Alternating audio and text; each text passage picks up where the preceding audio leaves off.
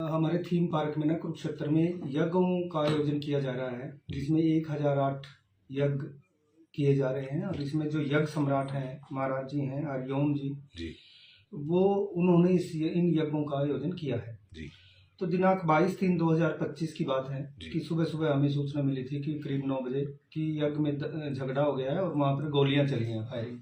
और सूचना पाकर फिर सारी पुलिस वहाँ पहुंची, क्योंकि इन द मीन टाइम इन्होंने जितने ब्राह्मण वहाँ पे यज्ञ करने के लिए आए हुए हैं अलग अलग जगहों से, उन्होंने रोड जाम कर दिया था, क्योंकि उनमें से एक ब्राह्मण को गोली लगी थी और कईयों को वैसे चोट लगी थी ईंट पत्थरों से। तो वहाँ जाके हमें फिर वहाँ पता लगा, जो ब्राह्मण थे उनको हॉस्पिटल में एडमिट किया और जब उनसे बयान लिए तो उन्होंने बताया कि ये जो यज्ञ है महाराज हरिओम जी करवा रहे हैं और हर साल की तरह उनको इस बार भी मतलब हर दिन के हिसाब से, पेड़ के हिसाब से उनको बुलाया गया है। पहले 7100 रुपये उनको मिलते थे प्रत्येक दिन के, और उनके खाने पीने की रहने की सारी व्यवस्था जो है महाराज जी की तरफ से थी जी। और वहाँ महाराज जी की तरफ से जो व्यवस्था को देख रहे थे उनमें एक लड़का था रॉबिन जी, जो सोनीपत का रहने वाला है जी, शामड़ी गांव का।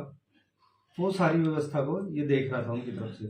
और इस रॉबिन के साथ 2 लड़के और आए हुए थे बतौर गनमैन, इसने रखे थे देवेंद्र और जयदीप जी।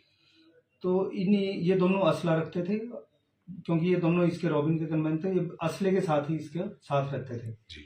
और बाकी लोग भी इसने रॉबिन ने रखे हुए थे वहां पे, वो जिनको अलग अलग से ड्यूटियां बांटी हुई थी कि ताकि कोई शरारती तब यज्ञ में प्रवेश न करे या इसकी जो बाउंड्री थी उसके अंदर ना आए और यज्ञ सुचारू रूप से चलता रहे जी। लेकिन उस दिन 22/3 को जैसे ही ब्राह्मण लोग जो है सैनी धर्मशाला में खाना खाने के लिए गए, सुबह 4 बजे से 8 बजे तक हवन करके, और वो 8 बजे के बाद वहाँ खाना खाने गए नाश्ते के लिए।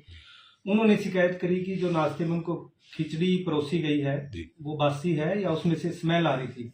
तो एक के बाद दूसरा, दूसरे के बाद तीसरा, मतलब सभी ने प्रोटेस्ट कर दिया कि नहीं, हम ये खिचड़ी नहीं खाएंगे, इसमें तो स्मेल है, बदबू आ रही है।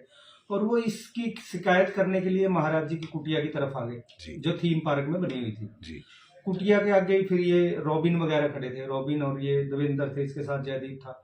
उन्होंने कहा इनको ब्राह्मणों को कि महाराज जी जो है आश्रम उसमें कुटिया में विश्राम कर रहे हैं, क्या बात है। उन्होंने कहा कि भाई इसमें से खिचड़ी में से स्मेल आ रही है, जो हम ये खिचड़ी नहीं खाएंगे। इनके कहे अनुसार कि रॉबिन ने कहा कि यही जो हम खाते हैं ना, तुम्हें भी वही खाना पड़ेगा, हमने खाई उसमें स्मेल नहीं थी। मतलब इस बात को लेकर इनकी काफी तकरार पड़ गई और उनका पूरा हजूम वहां पे कुटिया के आसपास इकट्ठे हो गए। इन्होंने ये को महाराज जी की कुटिया में नहीं जाने दे रहे थे और वो अंदर जाने की जिद कर रहे थे। इस बात में धक्का मुक्की में इन सबका आपस में धक्का मुक्की हुई और उसके बाद इसने जो देवेंद्र हमने आज अरेस्ट किया है, हुमायूंपुर का है, रोहतक का जी, इसने इसके पास वेपन था।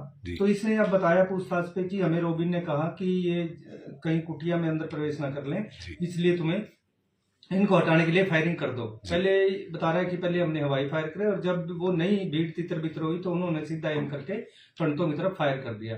और वो सीधा फायर फिर एक पंडित जी को लगा, जिनका नाम आशीष है, जो अभी भी अस्पताल में उनका इलाज चल रहा है और इंजर्ड है, जिनको ईंट पत्थर की चोट लगी है। तो आज हमने इस केस में देवेंद्र को, जो हुमायूंपुर का है, इसको गिरफ्तार कर लिया है। और इसने बताया कि इसका दूसरा साथी जयदीप है, जिसके पास भी असला था, क्योंकि वहां पे जो खोल बरामद हुए हमें 2 वेपन्स के खोल मिले थे, जो एक 45 बोर वेपन का खोल है और दूसरा 30 बोर के वेपन का खोल है। तो इन दोनों के पास वेपन है और तीसरा आदमी रॉबिन है, जिसके कहे अनुसार इन्होंने ये फायरिंग की है। तो इन तीनों को, अभी एक को हमने अरेस्ट किया है और जल्दी बाकी लोग भी जो जो इस घटना में शामिल हैं उनको अरेस्ट करेंगे। आज इसको अरेस्ट किया, कोर्ट में पेश करेंगे और कल फिर इसका रिमांड लेके और बाकी लोगों की गिरफ्तारी जल्दी